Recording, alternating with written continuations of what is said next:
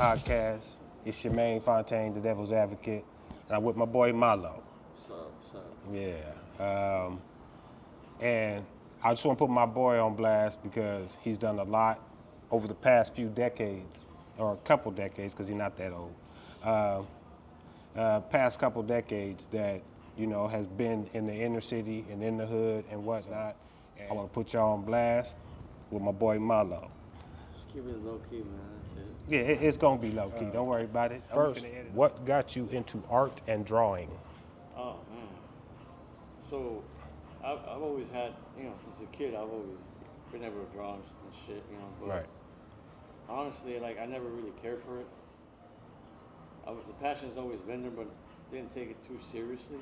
But Right. if you're talking like in terms of like on bikes,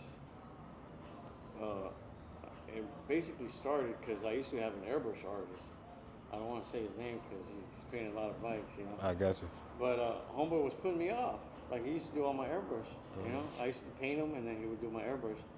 And then I was like, hey bro, like I know how to draw. Like you don't want me to start grabbing the airbrush gun. And then he's like, well, fuck it, go for it. I'm like, all right, well, fuck you too, right? Right. Because he kept on putting me off.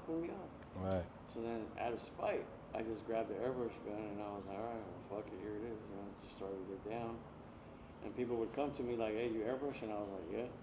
I was lying, right? But you got to start somewhere, right? I was good enough to sell the product, but every time some new customer came, I would practice, and that's how I got the hang of it. Right. Right. And how long ago was that?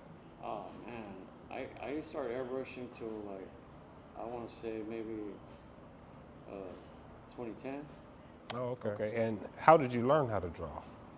I learned how to draw. Oh shit, that's just something that just comes, bro. Like I think I was just born with a gift, Like nobody ever sat down and taught me. Right. That's what I meant to ask. Nobody taught you how to do none of that. No, nobody. I did go to art college, Parsons. It's like a private art school. Because what happened with that is just like I was telling you, growing up, there's little art contests in here and there. When you go to school, like. So I actually won a couple of scholarships when I was, fucking around junior high and high school. Right. Through art, but I never, like I said, I never took it seriously. I was just a win. And then, but the thing is, like all my life, I always played baseball. So my whole thing was like I was already going to UCLA, practicing with UCLA, and during that summer of the transition from high school to college, I wanted to hurt my shoulder. So like everybody found out like that I was done, and then so my art teacher heard about that from high school and told me to go to this school called Parsons, which is like a private school. She's like, you got all these scholarship money, like go. And I was like, I didn't really want to, but she low key submitted all my artwork to the school, and I got accepted. And so the school was like white, mostly white and Asian. The only African American kid was my homeboy and 4 other Mexicans, and that was it. Everybody else was like from overseas and shit. But what is a trip though? It's like it did teach you, like it opened up my mind to like, man, there's people from different cultures that they're just like me, Right. Like. I don't know. I can't really explain that, but like being an artist, like your head's like somewhere else all the time, and like with like I could find myself like finding things in common with like an Asian person that didn't speak English, or a rich white kid that I don't even know what the fuck, but we just had shit in common, which was our the way we think. Right. But that did help me fucking open up like as far as being an artist, but. Nobody really teaches you this, right? You just learn. I got you. What got you into the painting, like custom painting? Even when you said you started with cars and then went to bikes, what got you started with that? Fuck, man. So that happened because actually I had another accident in life.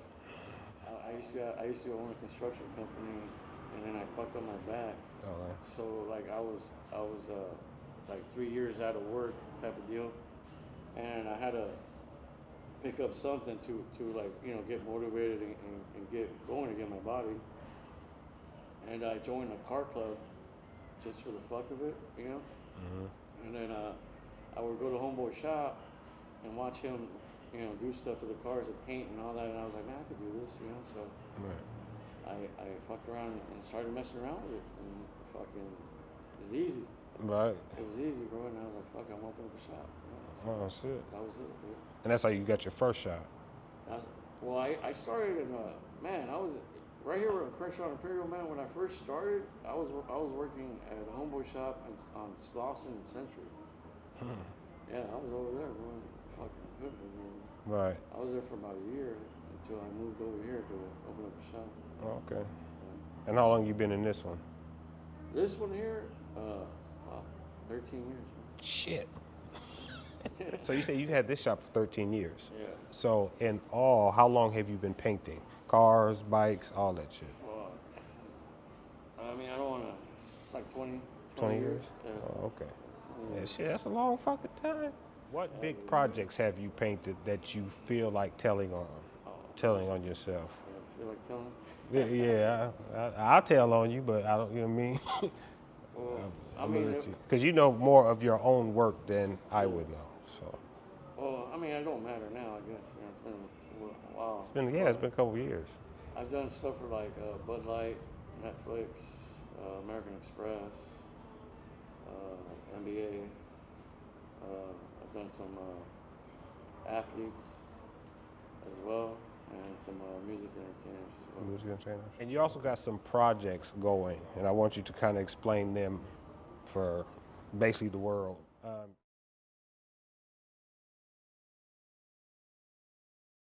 Yes. So, What's the whole concept?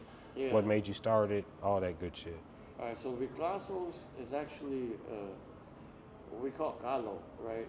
MALO is a form of slang, you know, for Chicanos. you Right. know. So it's actually the word Vicla, which is, you know, the cholo bike, right? Right. The gangster bike. Okay.